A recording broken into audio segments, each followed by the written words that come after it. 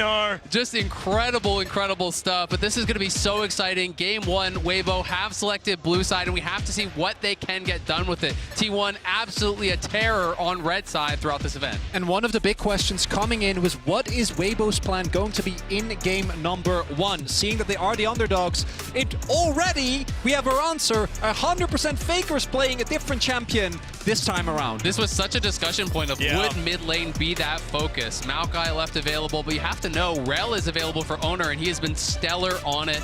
There's a lot of options here. Bot lane focus could be big as well, and they're going to do it right away. And this is the thing. The Kalista has been such incredible priority. It was something actually used against T1 in the JDG series, and I think Renata Glasc is the most important champion for this series as a whole. Crisp, incredible on the champion. Keria, of course, debuting it in their very first game in the Swiss stage at Worlds. So this is very, very important, especially to see what the rest of Weibo's plan is. And not only does it deny Crisp, we've also seen Keria himself be extremely successful on this. Keria Renata, Renata Kalista rather, incredibly hard to deal with. It will be TheShy going back to the Aatrox, which has been the main blind pick, but Zeus immediately in game 1 pulls out his Yone. Also Xiaohu will be playing the Jace, meaning we get that Maokai Jace combo that has terrorized the Rift all year. Yeah, this is going to be incredibly exciting. Getting the Yone here, game 1 in the finals. T1 getting spicy already. And now is it actually the Yone for Zeus? That's the question. Faker. Because Faker has played, I believe he celebrated his 70th unique champion this year. People have been talking about Faker's champion pool. It's a really interesting topic, right? Because we don't know how much he's been practicing recently, but I think he's played the most champions professionally out of any other person on the planet. Exactly. I mean, this guy is the consummate professional. He's such a grinder. He's been back from his injury for quite some time, so you have to give him that respect that he can play everything. It is going to be such a focus down towards bot lane, though, now. As T1 are the ones blinding their bot lane, they're going to be banning away the Varus, the Ashe, two of those really highly prized picks. Crisp has been playing more of the enchanters, though. He's moved towards things like Lux and Heimer when Renata was gone, so I'm going to be interested to see where he actually takes us. I'm also really big fan of the bend here from Weibo, because we now have, I think, Oner's best champions all gone. The Rel and the J4 are at the front, but his Sejuani also was quite strong, and taking that away might put Oner in a tough situation, and he has been the player that improved so much throughout, or rather from summer to the World Championship. Putting him in a difficult position could be a big win, as it is the Ahri for Faker. So Faker's Ahri coming out, and that does immediately make you think, could it be a Vi as that last pick? You know, the Vi-Ahri pairing has been so popular throughout the year. There's also an angle to play like a Poppy or something like that if we get more dash-style champions coming out from Weibo. But it's going to be Senna TK just trying to neutralize this bottom lane here. And we'll see how well it's going to do. Yeah, this is something that a lot of people have been talking about as well. The fact that Light and Crisp can go back to this style, we've seen already that they can play it to great effect. We'll see what the answer is going to be, though. Hard engage into the Tahm Kench is something that can be a little bit difficult if it is single target. So maybe not the Vi here, and maybe it could be the Poppy for Oner. We'll see where he decides to go. I feel like Wukong could actually be a pretty good answer. Lee Sin! Okay. All right. Well, that is definitely a choice you can make in game number 1. Of course, this is Oner's most famous champion by a country mile. And something that for T1 was a really big surprise for me was that when you look at the way that they beat JDG, it wasn't just with these style of comps. They actually opted into more team fighting. This time around, though, this comp needs to win in the early game. Faker and Oner, Guma and Keria, they need to start stacking dragons. They need to get ahead early, because if you get to the mid to late game, look at the front to back on Weibo, right? This is a composition that's really hard to engage into, and if T1 ever lose map control, trying to get onto Maokai, trying to take down individual targets against the Kench is going to be extremely difficult. And when you're second to those objectives with Maokai saplings in every brush, you're going to be getting poked out by the Jace, which could be difficult, but both teams lacking a little bit as far as the hard engage goes, but T1 does have the ability to pick people off, you know, with the Lee Sin, with the Yone, with the Ahri. They want to be moving around the map. They want to be pushing out lanes, catching people in transitions, taking these skirmishes as often as they can, and we are just moments away from getting onto the Rift. Exactly. Game number 1 is upon us. Of course, T1, a lot of finesse possibilities with a composition like this, but I look at Weibo's draft and I think we've seen these styles of draft so many times in the past, staying tried and true as we head onto the Rift for our very first game. T1 coming out swinging, and Weibo, I think, ready to pick up that punch. See exactly how it is going to go. Worlds 2023, game number 1. Let's do it. And already, I've got to point out, it's triple TP for Weibo. Crisp is going to be taking the TP on that Tahm Kench, so feeling that they can't necessarily get pressured heavily enough to actually get killed. If he feels he's going to get chunked out, hey, you TP back early. You know, you keep up that farm as much as you possibly can, but it's going to give you the advantage in playing that map because they will have that extra teleport come mid and late game. Another thing here is, what is the level 1 going to be? I think that one of the other really underrated parts of the Senna Kench is how strong their level 1 is. Exactly right, but just a reminder to connect your League of Legends account with Prime Gaming to grab the exclusive Braum W emote. And if you haven't done it already, my goodness, I mean, this is, just do it. Just do it now. That'll be fantastic. It's a really good emote. Yeah. And you saw there as well, no opportunity, unfortunately, for Weibo to use it, at least for now, although late invade might come through. But I do think that the level 1 of Weibo is so strong, and they're clearly expecting this. So T1, I think, very smart not to opt into this and take the risk in game 1 of the finals. And they were pretty good at utilizing Tahm Kench in that level 1 play, if we remember back to it as well. So certainly no shenanigans this time around. And I think in a game number 1, that is a good idea. Faker on his 4th unique champion here for Worlds in game number 1 of the final. But of course, Ahri is one that he's been famous for many years. And I think there's going to be so many eyes on the mid lane because Xiaohu has not been performing to the level that people were hoping for from him. You know, he hasn't been having that incredible tournament, but now here in his first ever World Finals, he's got to step up if it's going to be Weibo win. Exactly. Well, Piercing Darkness coming through there from Light. Not too much, just a little bit of a tussle, a little bit of checking each other on the bottom side of the map. As Faker now trying to push forward, Xiaohu just having an okay time here as the Jace into the Ahri. And we'll see if we're going to see, and rather where we're going to see the early jungle attention. Because I think for T1, obviously, self-explanatory, Dragons and Heralds are incredibly important to pick up early. But there is an opportunity to try and go for these aggressive plays. I think weiwei in particular has been really good about consistently finding bot line angles. Although he is currently pathing towards bot. We'll see how T1 can cover for Zeus, because he is already shoving in. And if you can get an early kill on the Yone, it can really send him behind. Well, and Oner's going to use this to invade, right? He's going to win this duel against weiwei, so he's just going to try to get right in his face, push him out. He knows he has that pushing top lane, and we'll see how this fight does go. Yeah, nice little sidestep there to avoid the Sonic Wave. Weiwei just making sure that he can keep that health bar high. Has actually popped the potion there as well. Gets the sapling in the brushes. Oner's just looking to try and wreak havoc.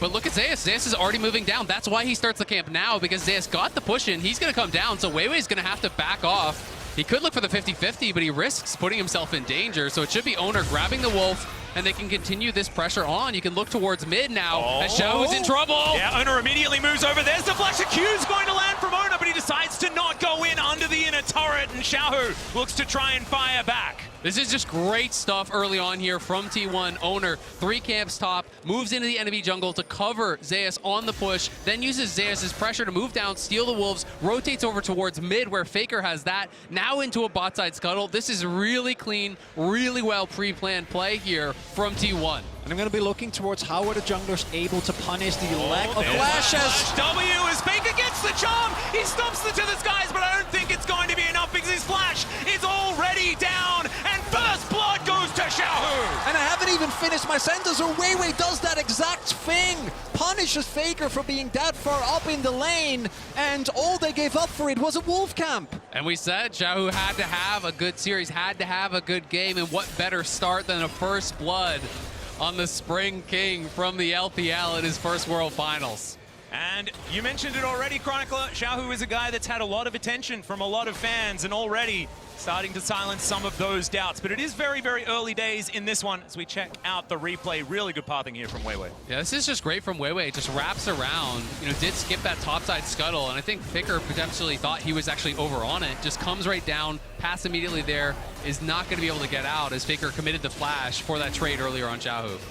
And if you think back to the spring final, or summer finals rather, that T1 wasn't able to win, it was in large part because Gen.G identified if you get Faker off of some of his comfort champions and you put him down early by a lot of repeated jungle attention, it can be a viable way to get an early to mid-game lead against T1.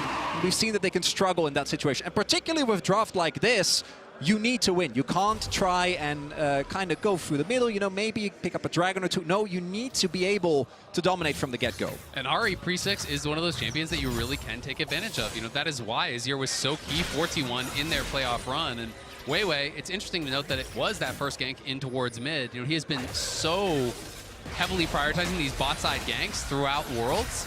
In the LPL, it was much more about playing towards TheShy, but at Worlds, it has been about playing towards Crisp, playing towards Light. And I really wanted to see what his game plan was going to be coming into Worlds, because clearly T1 would be prepped for that. Well, Oner going to clear out some vision. As you can see, control ward in the Drake pit. First one going to be a Chemtech Drake.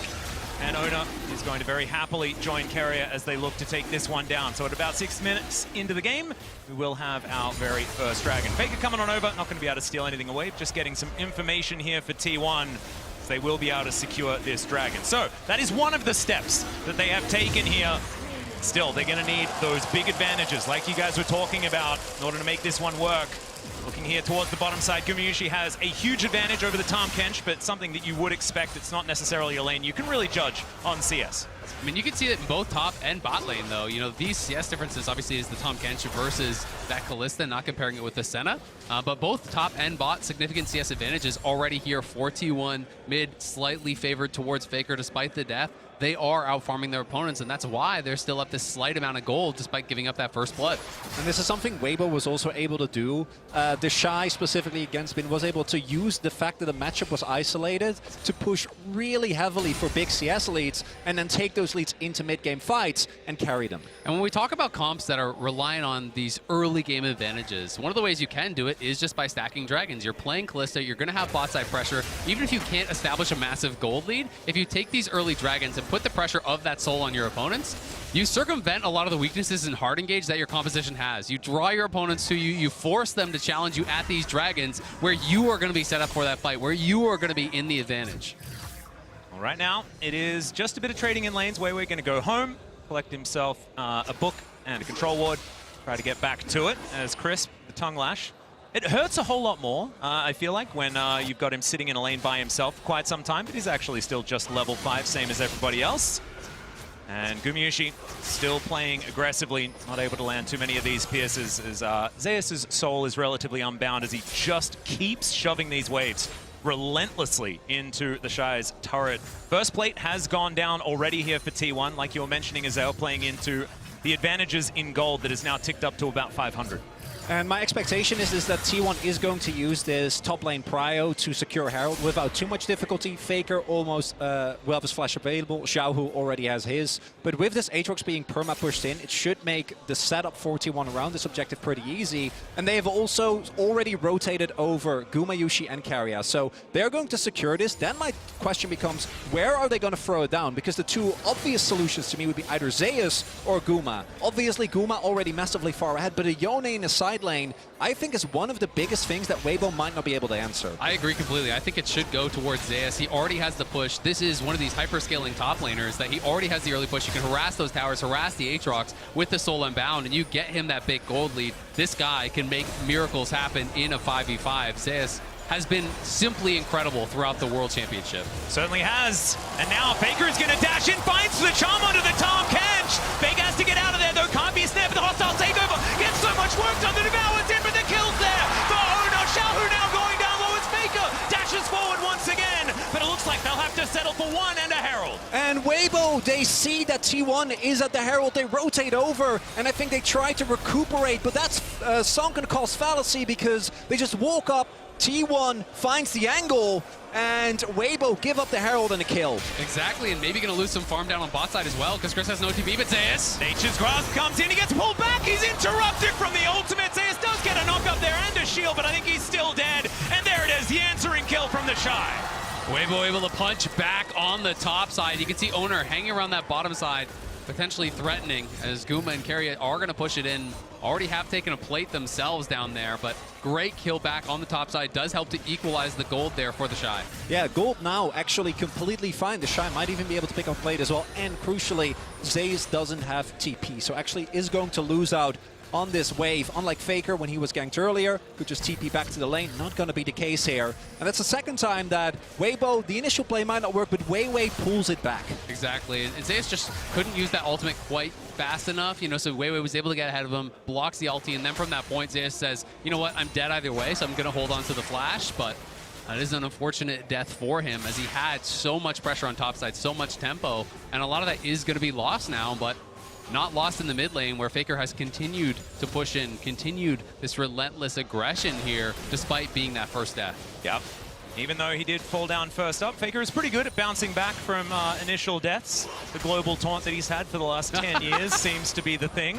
The most ganked man of all time. I think it's probably true, but also he's played like the most games out of anyone else that still plays currently. So it's a weird stat to go towards. Bottom side of the map, we do see a reset coming through here for Gumayusi and Keria. Not quite towards the first item yet for the Kalista, which would be pretty important for the next fight coming up. See what they can get for themselves. Yeah, you see as well already, Weibo is moving up. The second Drake, I think, is really pivotal. There are a lot of good Drakes still available for T1. No Chemtech Dragon in particular. We know exactly what Drake it's going to be. It's T1. It's Cloud. It's got to be the Cloud. They've got the most Clouds out of any other team at Worlds. You don't want them to have Cloud Soul, particularly not with the amount of mobility on the team. So I think that Weibo is going to try and contest here. But T1 still are the ones with control of their pot side. Prio is now being found by Light and Crisp. Herald being placed down just in mid lane to try and pressure Weibo out and get a quick move into the river. It's going to mean that dragon should belong to T1 if they can get control with it. Faker sticking around for the cash. They will be able to gather it here. Orbit Deception going to go wide, and it looks like Faker's not going to stick around for another plate. As weiwei going for a reset, they're going to give up the second Drake as well. Yeah, I think there's just no real angle for them to contest from this point. Oner drops the Herald mid, they get Prio there, they reestablish Prio down on that bot side, move up through the river. And with Keria and Guma at such a strong point early on in the game, it is going to be Cloud Soul. Yeah, it's not a question mark. I did tell you. I informed you. I didn't pose a question. Well, Atlus, I always want to believe that you're right about dragons. And in case of Clouds, I gotta say, you often are. Yeah. And do you know who was actually the one that told me that my love of Clouds was actually okay? It was Azael. As Crisp is taking some damage here towards the bottom side. It's all right. I've always been a Cloud believer. Yeah. Yeah. Yeah. Move speed turns out pretty good. Uh-huh. It's a pretty good stat. And Zeus not going to, he's actually going to utilize some move speed to move out of the Infernal Chains. Look at nice that. Transition. Proving your point immediately, Azael. You love to see it. Oner is here, though. It's going to be a 2v2. Zeus taking a bit of damage as the Q comes down. There's the ulti. Nature's Grasp, but look at the knockups, the kickback. weiwei punches him out of it. The Daunting Shadow flies through to help get the kill onto Zeus. It looked good for T1, and Weibo struck back. And Light saves the play. T1 make the call before Zeus has back to all-in on specifically the Maokai. Just finishes Demonic Embrace. weiwei is able to stay alive. Light keeps him there. And a big win for Weibo. They thought they could punish the missing flash that had been spent as Keria looking for an angle, won't find it. They wanted to be able to burst him down. Faker. Yeah, maybe has come through. Foxfire coming down, but they do have to invest the ultimate. Faker now not going to have that for the next play, and that's what Xiaohu wanted. We'll have to see now. TheShy getting more and more ahead now in that top lane. You know, has taken a couple plays, does have the kill and the assist. Gore Drinker completed, tier 2 boots done. Zeus with that big farm lead is still keeping things relatively even, but both those scraps on the top side have gone Weibo's way. And again, weiwei to me has been the crucial factor here. 100% kill participation thus far, able to make sure that T1 doesn't get that momentum. Now, I don't think that T1, particularly with the dragon stacking, is necessarily in grave danger, but this means that the gold stays on parity, that Weibo still gets to scale into that mid to late game, where it can be incredibly impressive to enter as TheShy might be getting ganked. Yeah, Keria's going to move on up here as Zeus is going to break those chains. Keria's looking for that handshake angle as already TheShy's done a fair bit of damage, but I don't think it is going to be enough as it's Alcove Gaming for TheShy, and he will go down. Oner grabs that kill. Oner, nice kill on the top side. If 2 doesn't work, bring 3. Bring another guy. Keria on the roam up towards top side. Wasn't really expected, I think, to be up there. TheShy thought he was going to be safe, but now dying there with no TP does mean there's going to be a pretty big push. You can see Guma. Of course, you have to compare that with Crisp's goal. Oh, brings him back in with a twisted advance, the kickback as well as weiwei gets out the punch, and now Xiaohu coming on in. Oner's going to burn down, and no bailout for you. Light's in a bit of trouble, but the charm is not going to get it done because Crisp is there with the denial with the Devour. and T1 have to run away. What a play from Weibo. And continuously, they are getting out skirmished. Weiwei should be able to get the execute here. So nothing given up. And Weibo walk away victorious again. Weiwei has just had such an incredible journey as a player. You know, this guy first starting on V5, came in with them, played with BLG, and since joining, Weibo has made such a difference with this team, has really transformed the team, has such good pressure in the early stages, and him getting going early always spells good things for this team. Certainly does. Let's have a look at the play one more time. And as we look here, initially it looks like T1 wants to back off, but Weiwei goes very far back, but then crucially barely stays alive, right? And with him getting away, there is no bailout value for Oner, and the fact that Faker TP's in doesn't matter because Crisp is standing at the ready with Devour. Yeah, Crisp is there and Light with some nice little side steps. Don't think the charm would have mattered even if it landed because Crisp was right behind him, but well played on the sidestep nonetheless. T1, though, continually going towards these objectives. They know they need to keep pushing the pace, and Weibo here looking to challenge. And nice shock blast is going to soften up T1 just a little bit here. 4 versus 3 in this moment, but Faker's wrapping around from the top side of the fight. TheShy pretty far away from this one. And Zeus is moving in, gets over the wall. There's the ult. It's going to be dodged as he gets himself out of there with the Unbound Soul. And T1, they are going to be able to secure the Herald. Forces the flash from Light, and they get the Herald. Really nicely done from T1. That is what has been going their way all game long. And now I'm wondering, can T1 also get themselves to this Dragon in time? I think they just have enough time to still get the backs in, make their way, spend their money, and then try and set up this soul point very early on. Because while when it comes to gold, Weibo has been able to stay very relevant, if T1 pick this up, they will have gotten every single objective thus far, and it will at the very least force Weibo to maybe make some tough decisions once Zeus in the sideline becomes hard to deal with, because I wouldn't be surprised if he ends up going for Hullbreaker again. And this is such an early soul point that they will be moving to. Their third dragon here taken, if they can get it, around 17 and a half minutes into the game. You know, threatening that 22, 23 minute soul would be a really tough spot here for Weibo. So they have to get mid lane control. They have to be able to push this out, then move into the river. They want to be first to the scene. You can see Weiwei trying to keep these saplings down and harass T1 as they try to move in. But in the bot lane, it's Zeus with the push there. And if he can get Prio down to that bot side, they can potentially set up a flank from multiple angles. Yep, Oner should be able to put the Herald down here as well to help them get that mid control, get towards that dragon. But you can see Weibo don't want to give up the river right now. Weiwei just standing stalwart. TheShy is going to turn up. Charm is going to connect, but Faker probably not wanting to go in on that one. You're going to connect from Oner and T1, just keeping up this pressure, allowing Weibo to move into that river, knowing they have Zeus very close to that bottom wave to keep pressure in the lane. Exactly. Zeus threatened moving up. He went, just did the Gromp. Now he's down back towards that bottom lane, pushing that out. So forcing the response from TheShy.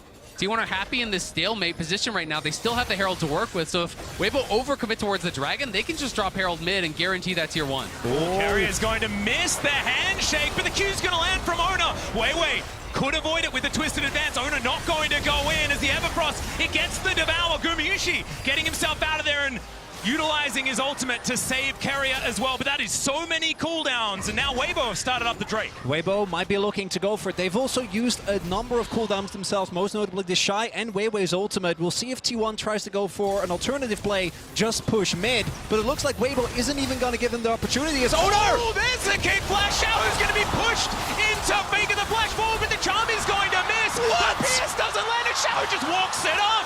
No worries there at all as Crisp is under the turret. They throw down Herald, but Zeus has found 2 with the ultimate life. Goes down so low, but isn't going to survive. Weiwei trying to get himself out of there, and TheShy is given up on.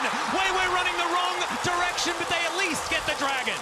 Weibo get the dragon, but T1 get the kill. Xiaohu lucky to get out of that one, but Weiwei, he's going home in the body bag. That is the final kill there from Oner. And that is the first fight that T1 have won, but they've lost that dragon stacking that you were talking about earlier, Chronicler. And so we'll see whether they can grab that next one and keep this level of pressure up, because 2.3 thousand gold, is that enough of a lead for this early game composition? And there is a reason why Oner's lead has been fared. And the funniest part to me is this play doesn't even matter, because Xiaohu actually is able to walk it off. Another miraculous survival. Faker doesn't get the chase because of Crisp, but then it's Zeus who got put down in lane that makes the hero play. Exactly, comes in on the other side. There's no Devour because Crisp is is over saving his mid laner, trying to defend there, so Light is left vulnerable, and Light is punished big time. T1 getting that major gold injection in, and you can see a lot of these towers that they've been pressing. If you look on live, Faker taking down that top tier 1, a lot of these turrets have been getting lower and lower from this T1 lane dominance. Yeah, you can see there's a lot of relief on Tom's face there as well. Hoping that T1 can get this mid-game sorted out. Oner stealing away some Raptors. Full vision given over to Weibo. 3.5 minutes on the clock when it comes to the Drake, as in goes Zeus. Xiaohu just boops him away, and Oner is going to come through as well. Xiaohu in still a lot of trouble. Safeguard comes in, Xiaohu moving away from the Lee Sin to the skies, comes down, the Devourer is there, it was Crisp coming forward, and he saves his mid laner, but that is a lot invested. That's the problem, is that even though Xiaohu makes it out alive, Crisp uses TP, and they're not even going to be able to save the turret, so even though Zeus isn't able to actually clip Xiaohu, he sidesteps the ultimate, it's still a big win, and the Hull Breaker is in fact done, and it makes him such a menace in the side lane. Exactly, it's incredibly difficult to deal with him. They become incredibly tanky, and one of the most underrated parts about this is how tanky it actually makes the cannon minions. They become very difficult to actually wave clear out. It allows you to harass your opponent, but Guma could be in a bit of trouble here as Crisp looks for it. The immediate cleanse does get out of the way. Nature's Grasp isn't going to connect, but there is a twisted advance. Hostile takeover across everyone though, but TheShy is just gigantic. Guma trying to hop away. The Fates call the knockups, and meanwhile weiwei is going down. Faker collects it before falling down. Crisp has to go though because he's so incredibly low, and Zeus is tearing them to shreds. Weibo lying on the floor now as T1 look to tidy up Crisp, and they won that team fight even better than the last. Guma refuses to go down. Keria saves him, coming in with the hostile takeover at T1. They're on the Baron. And it's Renata that does it again. Keria standing at the ready, keeps Guma alive throughout all of it. And T1, the goal before this was even. Weibo picked up the dragon, but after this fight, multiple kills going over the T1. Baron secured. And it looks like the first grade might have been broken open. The early game comp getting it done. And here is the replay. We'll see how it all started. It looked like a pick onto Gumayusi. It did, but it just took them so long to actually get to him. You can see everyone from T1 is coming as fast as they possibly can, and all the time that was bought here by Guma allows them to arrive, allows the hostile takeover here, hitting across multiple members. Light is forced to even flash out, just trying to avoid it, but Oner knocks him down. Guma dances out, using that ultimate with Keria's help to peel him off. And we're seeing one of the big issues with the Senna is that if you're playing a front to back, Senna feels almost impossible to deal with. Particularly with Kench, it's really hard to take people down, to get through the front line. The kiteback's amazing, but if you get caught, particularly by something like a Lee, you don't get to play the game. And also, they weren't playing front-to-back League of Legends. It was a split fight entirely, with the fact that TheShy goes in, is in the middle, and it felt fantastic, right? It was a bit of a split there from Weibo with their decision-making moving forward. It could mean that they could adjust that moving into the next team fight and really show what this composition can do. And the tough thing for Weibo is it felt like so many things did go well for them in the early stages. Those skirmishes were working for them, but when T1 hit way harder. And they have gotten so much out of these last couple plays. They're going to try to take a tier 1 top, but Faker's looking for an engaged bot. Yeah, looking for even more. Everfrost is going to land. Somehow that charm didn't connect, but it is still going to gather a Devour from over the wall from Crisp. T1 will settle for this inner turret. And this is where the earlier Drake from Weibo is going to feel like a miracle in disguise, right? If they didn't have that, would be just a soul point in addition to all the turrets that are there for T1. Now, sure, they're not going to have the soul. You still have 5 minutes of time. It's not looking great, but at the very least, they'll have one more opportunity to try and get something going. My main issue is, particularly with Zeus now completely back in the game and sitting on a pretty ludicrous gold advantage, 3K in the sideline is going to be untouched. I mean, even in the team play, he just finished an IE. He's got 3 full items now. TheShy just finishes Derek's second. And when you have the IE in, you can talk about not wanting team fight with a Hull Breaker, but when you've got an IE and a Kraken, you can one-hit the backline. This becomes incredibly hard to actually fight against this guy. So if T1 can execute on those 5v5s, as they have been doing all tournament long, we saw it showcased against JDG, against the world's best in that 5v5 stage, then it's going to be tough for Weibo. Look at Keria. Yeah, Zeus dancing forward, but like you say, Keria lurking in the sidelines. Weibo just trying to deal with these minion waves, not wanting to give up more than they can afford to lose. T1 just going to gather themselves a little bit of extra standing gold in a turret. Not exactly the end of the world, but it's all just more money here for the coffers of T1. These shock blasts starting to land a little bit. Lands onto Faker there, but they're going to need more of those if they want to stop the pressure. The shock blasts do hurt, but T1 is just playing so intelligently around this. They drop that pink ward mid. Zeus playing very far back because no one's answering top. You know, as T1, the only recourse in this game Weibo have is to overload one side of the map, get a 3v1, get a 2v1, get a pick kill, then attack the rest of the T1 squad. So until they show top, there's no reason for Zeus to walk up. He just plays it so far back, plays it calm, cool, and collected, and allows his team to get those incremental advantages up in top lane. And this has now turned into an 8,000 gold lead. The Rebel Baron power play just kind of gigantic, given the fact that it was relatively close for a lot of this game. It's how T1 do really like to break open games, especially in the past when they were at their most dominant. Definitely a good sign if you are a T1 fan. And Weibo well and truly on the ropes here at this stage of the game. And for Weibo now, you're gonna either have to have someone on T1 overextend, like you were saying, Azael. I do think it has to be someone else, because killing Zeus when he has Flash, Hullbreaker, and IE is going to be such an incredibly difficult task. But then look at what the rest of T1 is doing. No one is actually segmenting themselves off from the rest. They're always working in tandem. Exactly. You know you win the 4v4 and you win the 1v1, so as long as you have eyes on Weibo, you are chilling. You just have to make sure you're not getting poked out too heavily, as it's going to be up to Xiaohu. Faker waiting over the wall, wants to land that charm to start this fight potentially, but no. Weibo just back away, not wanting to take a fight unless it is far more within their favor and with more information. And that is a very difficult thing to gather here in this game. You talk about saplings, things like that, all these opportunities. If you can't walk out of your base, they don't do a whole lot of good. It does get very difficult. At the very least, you can use that to clear out brushes, to move forward, try to reclaim some vision, as they're going to do now, knowing that T1 is on the reset. They will try to deny some of this vision, but the death cap is going to be here soon for Faker. You can see Wit's End going to be pretty soon as well for Guma. These third items are going to be coming through when the GA comes in for Oner as well. T1 are just trying to get as prepared as possible for the Soul or for this Baron, where they are really going to look to dominate. And really nicely done, shown by our observers here, is how little Weibo know. Well, obviously they have a suspicion that T1 is going to be somewhere in the jungle and they can scout with saplings, but actually retaking control becomes incredibly difficult. And right now, it's still fine, but in 40 seconds, the Baron is coming up and Weibo will be faced with one of two choices. Either you just try to hard force your way in and like flash engage with weiwei onto someone of T1, but if they don't give you that opportunity, you're gonna have to try and fight up a straight fight. And one of the biggest problems with that is when you're approaching Baron from blue side, you're setting up for a perfect Keria ultimate, right? You know, you all try to flash in, try to go for that engage. If you're trying to follow up on weiwei's play, there's gonna be a hostile takeover coming through your entire team. So the difficulty is extremely high for Weibo from this position. Also really difficult to lock down Zeus is if he's only trading with that Unbound Soul available. You'd see Xiaohu comes down. That gives T1 the idea.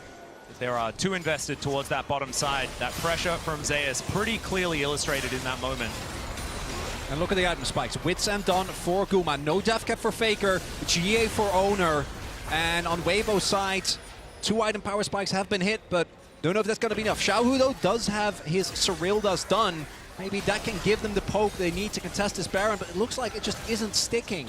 I mean, it feels like it's just basically all up to Xiaohu from this position. He needs to be able to hit Shock Blast on key members that can't heal them up, which is basically just Faker. Yeah, Oner going aggressive. There's the kick flash once again. weiwei's going to flash to advance to get himself back. There's the Nature's Grasp as well, as Oner's going to have to get out of there. Safeguard is enough of a shield. The Dawning Shadow not quite there with the damage. And T1, they tried something. They're not going to get any kills, but they get the flash from the jungler. And T1 don't even have to give up Oner's GA, right? He could play that aggressive knowing that he still has his GA available as, oh, he might have a flank here. Oh, Keria. Okay, looking for that angle as Xiaohu. I think they might know. Going to face check. Oh, they know. just saw him hop out of the brush. Not quite sneaky enough. The Shock Blast comes in eventually, but that is going to put enough fear into Weibo. And Zeus, yeah, like 3 hits in this Cloud Drake. Yeah. I mean, he is just going to kill that thing so fast. They're going to start Baron at the same time. They're just going to start it up. I think at this point, T1 feel that they can do everything at once. And Weibo, you've got to make a stand now. There's just no way from this position you can give up a free Baron. Well, weiwei is in the vicinity, but the rest of the team is still making their way over. TheShy does have teleport, but they have no information. They have no vision. This Baron is gone. They just can't walk up. There's not really anything you can do. Yeah, looking for the angle. It's not exactly behind Xiaohu, but he's pretty fast. As Xiaohu's going to avoid the charm for now. Shock Blast connects onto Faker there as well. He's still going to look for that reset angle, and now with the Baron buff in tow, T1 feel like they don't need a reset to try and break open the base of Weibo here in Game 1 of the finals. Nature's Grasp flying forward. Oner still has that GE. Remember, Chris going down so incredibly low. Zeus just executes TheShy up to the side, and there is another one. This guy's Yone is just absurd. And the inhibitor's going to go down. Weiwei is burning there as well, as now Xiaohu tries to be the hero, but it does not work out. And I think T1 are just going to end Game 1 here. And the early game, T1 not able to get a bunch of crucial kills, but they don't let it phase them. They are able to find the one skirmish they're looking for, take the Baron, and from that point on, Weibo doesn't get to fight back. And now 1-0 here in the World Final. T1 on the red side as well, going to be able to walk away victorious. It was an early game composition and it was executed very well, but I felt like there were angles for Weibo to go back and try and retcon and figure it out for Game 2. I mean, it's tough, right? Weibo